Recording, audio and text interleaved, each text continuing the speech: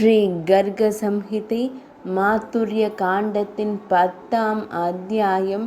புனித கன்னிகையின் வடிவத்தில் கோபியர்களின் அதிர்ஷ்டத்தின் விளக்கம்.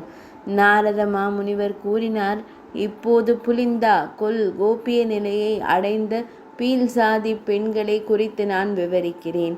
இதன் விளக்கம், அனைத்து பாவங்களையும் அழிப்பவள், நற்பண்புகளை உருவாக்குபவள், அற்புதமானவள், பக்தியை அதிகரிப்பவள்.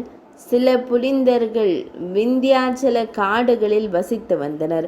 அவர்கள் வீரமிக்க போர் வீரர்கள் மற்றும் மன்னரின் செல்வத்தை மட்டுமே அவர்கள் கொள்ளையடித்தனர். ஏழைகளுக்கு சொந்தமான எதையும் அவர்கள் ஒருபோதும் தொடவில்லை. கோபமடைந்த விந்திய பிரதேசத்தின் சக்தி வாய்ந்த மன்னர் 2 அக்ஷோகினி படைகளுடன் புலிந்தர்களை சூழ்ந்தார். வாள்கள், ஈட்டிகள், கோடரிகள், கதாயுதங்கள், ரிஷ்டிகள், புஷுண்டிகள் மற்றும் வில் அம்புகளுடன் ஆயுதமேந்திய இந்த புலிந்தர்கள் பல தினங்கள் அரச படைகளுடன் போரிட்டனர். வெற்றிக்கான நம்பிக்கை இல்லாததை கண்டு யாதவர்களின் மன்னன் கேசனுக்கு உதவி கோரி ஒரு கடிதம் அனுப்பினார். பின்னர் கம்சனின் கட்டளைப்படி சக்தி வாய்ந்த அரக்கன் பிரலம்பாசுரன் அங்கு வந்தான். அவனது உடல் 2 யோஜனை உயரமாகவும் மேகங்களின் கருமையான மேகங்களைப் போலவும் இருந்தது. அரக்கன் தலையில் ஒரு கிரீடத்தையும் செவிகளில் செவி அணிகளான காதணிகளையும் அவன் அணிந்திருந்தான். அரவ மாலையால் அலங்கரிக்கப்பட்ட அவன் பாதங்களில் தங்கச் சங்கிலிகளையும் கரத்தில் ஒரு கதாயுதத்தையும் வைத்திருந்தான். அவன் மரணத்தின் அரக்கனை போலவே இருந்தான். அவனது நாக்கு வளைந்தது.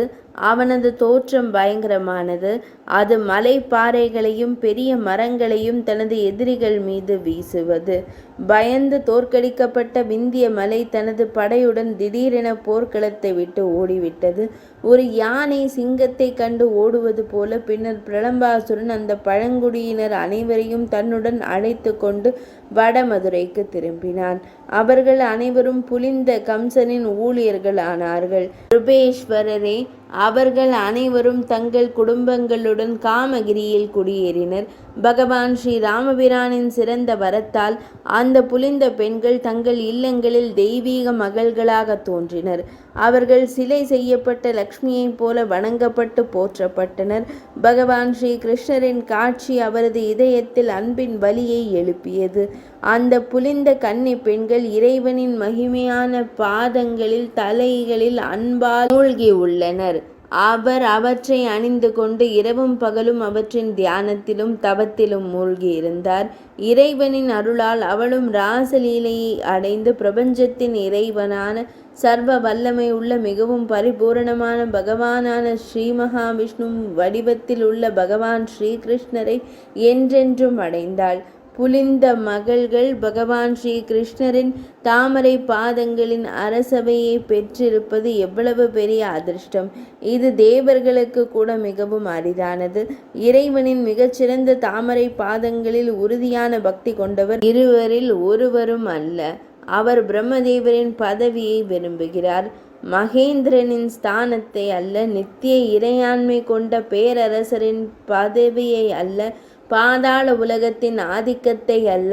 யோகத்தின் முழுமையை அல்ல. மறுபிறப்பை முக்தியை விரும்பவில்லை. நிபந்தனையற்றவர்கள் தங்கள் செயல்களின் பலன்களிலிருந்து விலகி ஹரிச்சரண் ராஜனின் அரசனே, இறைவனின் எடை பதவியை நுகரும் சிறந்த பக்தர்கள் மற்றும் முனிவர்கள் மீது பற்றுடையவர்கள் அது முழுமையான மகிழ்ச்சி. மற்றவர்கள் மகிழ்ச்சி என்று அழைப்பது உண்மையில் முழுமையானது அல்ல. இது ஸ்ரீ கர்க சம்ஹிதையின் நாரத பகுலாஸ்வ சம்பாதத்தில் உருவான புலிந்தி உபாக்கியானம் என்று தலைப்பிடப்பட்ட 10ஆம் அத்தியாயம் இனிதே நிறைவடைந்தது.